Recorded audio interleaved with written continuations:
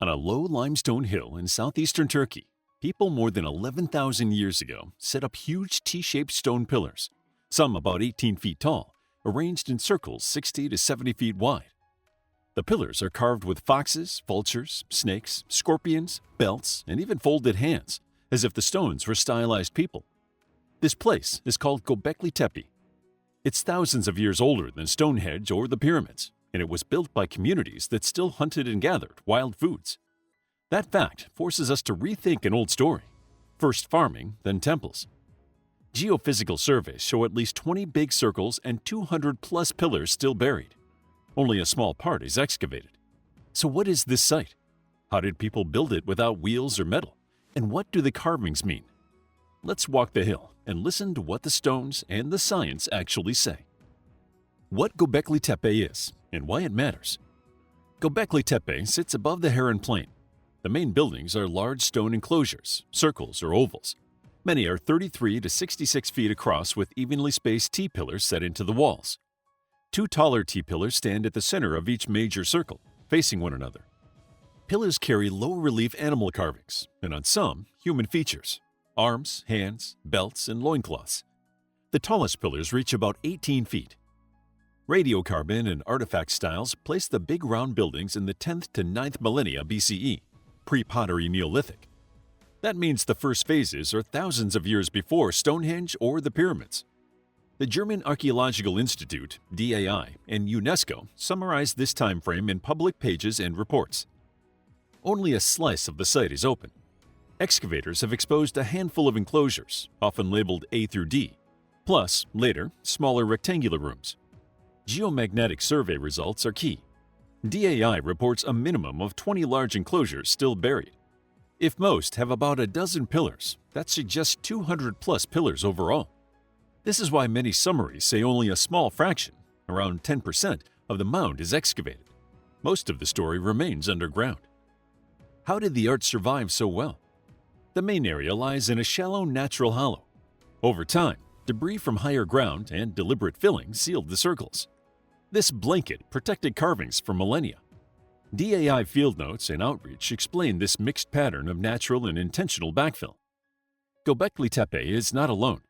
Nearby Taş Tepeler, Stone Hill sites show similar early stone buildings and sculpture. That means shared skills and ideas across several communities.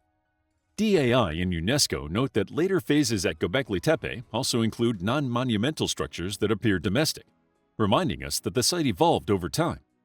It was a complex place used for gatherings and, at times, for everyday tasks nearby. So why does it matter? Because it reshapes the timeline. Large, planned, symbol-rich buildings appear at the start of settled life here, not long after. This suggests that gathering together, for ceremonies, meetings, and feasting, helped people form stronger ties that later supported the development of farming villages. The point rests on measured plan, dated layers, and survey data, not on speculation. How people built it and fed the work. Builders quarried limestone on the hill. Cut marks show pillars were shaped in bedrock, then freed. Moving multi-ton stones without wheels or animals took ropes, sledges, or rollers, earthen ramps, and trained teams. Flint tools can shape limestone if used with patience. Nothing here requires metal. These steps match standard prehistoric methods and what we see in the trenches. The layout shows planning. In 2020, Gil Hackley and Avi Gopher analyzed the plans and found that enclosures B, C, and D share a geometric relationship. Their centers form an equilateral triangle and their axes align accordingly. This can be set out with cords and pegs. It demonstrates shared design principles and repeatable construction methods. Big projects need big meals. A 2019 Plus One study examined 7,000-plus grinding tools, slabs, bowls, handstones. Microscopic wear and plant remains, phytoliths, show heavy serial processing on site. Tool clusters sit around the rectangular rooms that girdle the big circles, suggesting planned foodwork zones. The same paper notes around 80 fragments of thin-walled stone drinking vessels, some decorated. Zooarchaeology points to seasonal gazelle hunting, late summer to fall. Together, the data support work feasts. Bring people in seasonally, process cereals and meat in bulk, feed the crowd, and build or repair monuments. These are published counts and maps, not guesses. Why do feasts matter? They organize labor and build ties. People arrive, share news, solve problems, make plans, and agree to return next season. The grindstone's heavy wear and standardized forms show many hands repeating the same jobs. The food evidence matches the scale of the architecture. You do not raise an 18-foot pillar on an empty stomach. Were the circles roofed? Early drawings often showed them open to the sky. DAI notes that some older, deep enclosures may have been subterranean and possibly covered, which fits restricted gatherings and argues against a purpose-built observatory. Roofing changes light and sound and lets leaders control access, practical reasons that fit the finds. In short, quarry nearby, shape pillars, lay out circles with cords, gather at the right season, process tons of grain and meat, feed the workers, raise stones, repair and remodel. Each step is realistic. The combination, so early at this scale, is what changed our view of the past. The numbers, pillar heights, circle diameters, 7,000 plus tools, around 80 stone cups, make this picture testable. Myth versus careful answers. World's first temple is typical in headlines describing Gobekli Tepe. It's fine as shorthand, but it can be misleading. UNESCO and DAI used the more precise phrase, monumental communal buildings. This suggests that the spaces were large and special without imposing later religious models on a much earlier time. Later phases at the site even showed domestic features, so use likely changed. Keep the label simple and the claims modest. What about astronomy? Pillar 43, Vulture Stone, often gets linked to constellations or comet strikes. The excavation team has responded. Some buildings were roofed or subterranean. Enclosures were remodeled over time, and it's unlikely that people in 9500 BCE recognized the same constellations we use today. Their bottom line? There is no solid evidence that Gobekli Tepe was designed as an observatory. Read the whole archaeological context. Floors, walls, rebuilds, all pillar faces, not a single image. Planning is real.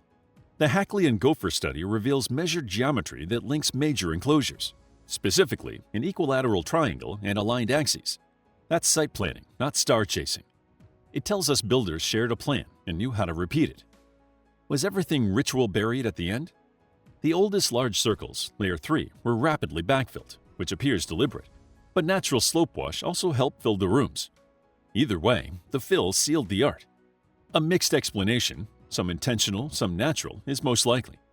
DAI outreach explains this balance. Last, the big myth links to the Garden of Eden.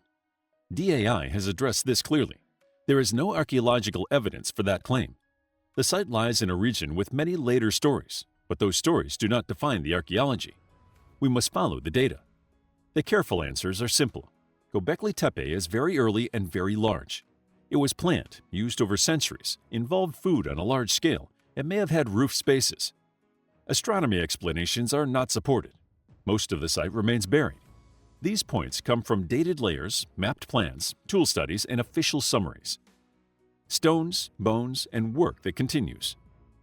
Look at the art. A single pillar often carries several images.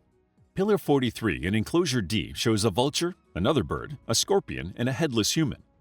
The DAI team warns against lifting one symbol out of context. Pillars have carvings on their narrow sides as well. The pattern, repeated animals across several pillars and enclosures, suggests shared stories and rules for images. Now the bones. In 2017, a Science Advances paper described around 700 human bone fragments from Gobekli Tepe, including 3 crania with deep carved grooves and 1 with a drilled hole. The authors argue that these were modified for display, likely by hanging. This fits a wider Near Eastern skull cult pattern, where the dead take part in public ritual. Here, the numbers are exact and published. Around 700 fragments, 3 modified crania. The food picture is just as strong. A 2019 PLOS One study counted 7,000 plus grinding tools and mapped where they were used. Microscopy shows cereal processing at scale, clustered around the rectangular rooms that surround the big circles. The same work reports around 80 fragments of thin-walled stone drinking vessels. Together with animal bone evidence, the best explanation is seasonal work feasts that supported building and repair.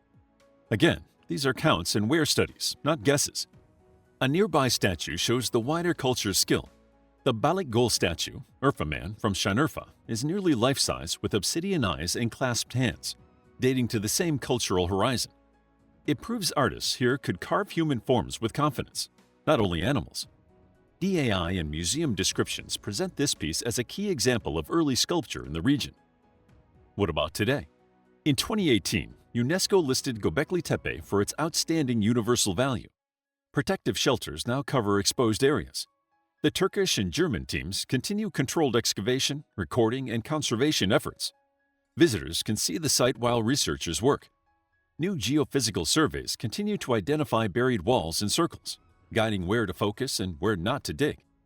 This approach, limited excavation plus protection, aims to preserve the site while still learning from it.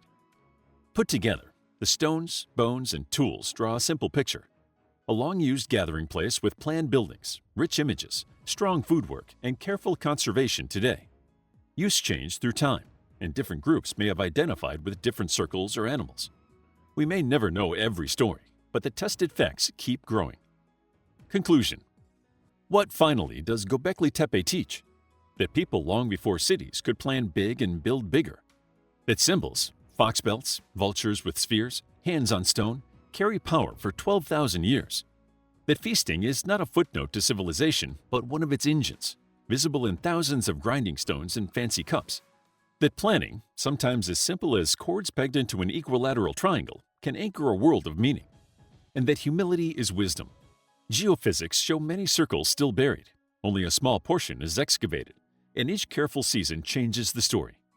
On this hill, pillars about 18 feet tall went up when farming was an experiment. That alone flips an old script and leaves a new one.